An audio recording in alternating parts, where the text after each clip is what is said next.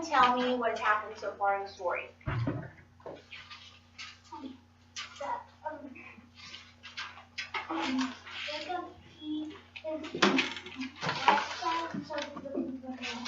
Okay.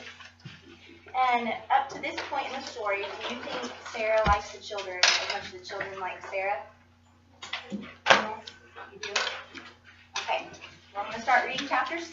You guys can follow along. The days grew longer. The cows moved close to the pond, where the water was cool and there were trees.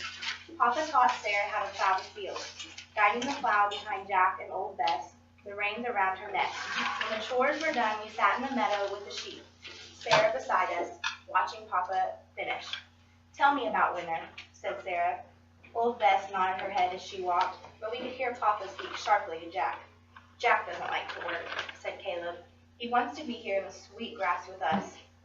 I don't blame him, said Sarah. She lay back in the grass with her arms under her head. Tell me about winter, she said again.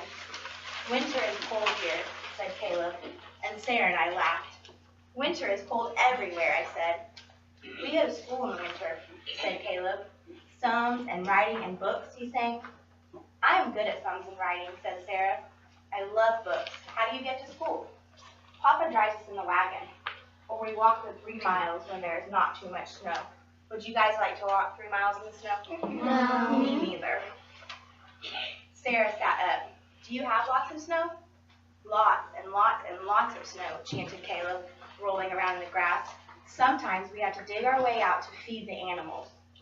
In Maine, the barns are attached to the houses sometimes, said Sarah. Caleb grinned. So you could have a cow to Sunday supper? Sarah and I laughed. When there are bad storms, Papa ties a rope from the house to the barn so no one will get lost, said Caleb. I frowned. I loved winter. There's ice on the windows on winter mornings, I told Sarah. We can draw sparkling pictures and we can see our breath in the air. Papa builds a warm fire and we bake hot biscuits and put on hundreds of sweaters. And if the snow is too high, we stay home from school and make snow people. Sarah lay back in the tall grasses again, her face nearly hidden. And is there wind? She asked. Do you like wind? Asked Caleb. There is wind by the sea, said Sarah. There is wind here, said Caleb happily. It blows the snow and brings tumbleweeds and makes the sheep run. Wind and wind and wind. Caleb stood up and ran like the wind, and the sheep ran after him. Sarah and I watched him jump over rock and gullies, the sheep behind him, stiff-legged and fast. He circled the field, the sun making the top of his hair golden.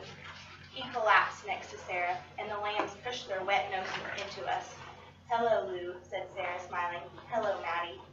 The sun rose higher, and Papa stopped to take off his hat and wipe his face with his sleeve. I'm hot, said Sarah.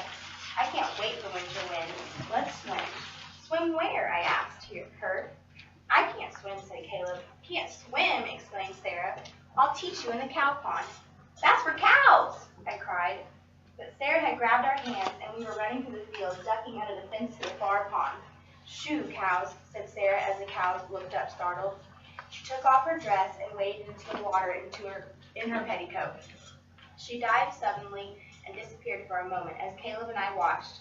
She came up, laughing, her hair streaming free, water beads sat on her shoulders.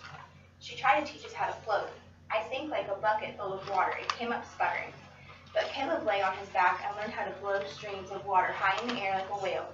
The cows stood on the banks of the pond and stared and stopped their chewing. Water bugs circled us. Is this like the sea? Asked Caleb. Sarah treaded water. The sea is salt, said Sarah. It stretches out as far as you can see. It gleams with the sun on the glass. There are waves. Like this? Asked Caleb, and he pushed a wave at Sarah, making her cough and laugh. Yes, she said, like that.